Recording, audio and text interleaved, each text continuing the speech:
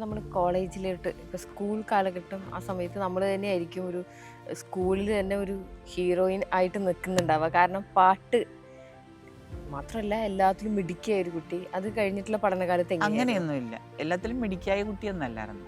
അല്ല പഠിക്കണമെന്നില്ലല്ലോ. അല്ല, പഠിക്കുന്നതില് കലയുടെ കാര്യത്തിൽ ഫസ്റ്റ് ആണെന്നുണ്ടെങ്കിൽ കലയുടെ തീർച്ചയായിട്ടും കാര്യത്തിൽ കോളേജിൽ ഞാൻ ഫസ്റ്റാണ്. പാട്ടിന് ഫസ്റ്റായിരുന്നു. എന്ന് വെച്ച് ഞാനൊരു ഈ, എല്ലാത്തിലും തള്ളി നിൽക്കുന്ന ഒരാളല്ല. ഈ സ്റ്റേജിലൊക്കെ കയറി അങ്ങോട്ട് അറ്റാക്ക് അതൊന്നും ഇല്ല എനിക്ക്. ഇല്ല. എനിക്ക് അങ്ങനത്തെ കഴിവുകളൊന്നും ഇല്ല. കാരണം ഞാനൊരു സ്റ്റേജിൽ കയറുന്ന പേടിച്ചും ഭയന്നു. എനിക്ക് ഈ സഭാകമ്പം ഉണ്ടായിരുന്ന ആളാണ്.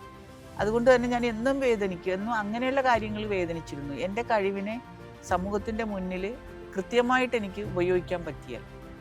കാരണം എനിക്ക് ഇപ്പോൾ റെക്കോർഡിങ് സ്റ്റുഡിയോയിൽ കയറുമ്പോഴും മുന്നേക്കെ ഒരാളപ്പുറത്തിരുന്ന് കഴിഞ്ഞാൽ അയാളെ ഞാൻ ഭയപ്പെടുന്നുണ്ട്. അയാൾ ചിലപ്പോൾ പാട്ടിൻ്റെ ഒന്നുമില്ലായിരിക്കും.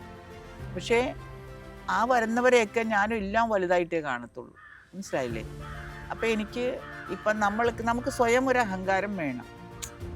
പാട്ടിലാണെങ്കിലും എന്തിലാണെങ്കിലും നമ്മളൊരു ആളാണ്, നമുക്ക് എന്തോ ഉണ്ട് എന്ന് ചിന്തിക്കുന്നവർക്കേ എനിക്ക് തോന്നുന്നു ഒരു പരിധിവരെ വിജയം വരിക്കാൻ സാധിക്കും.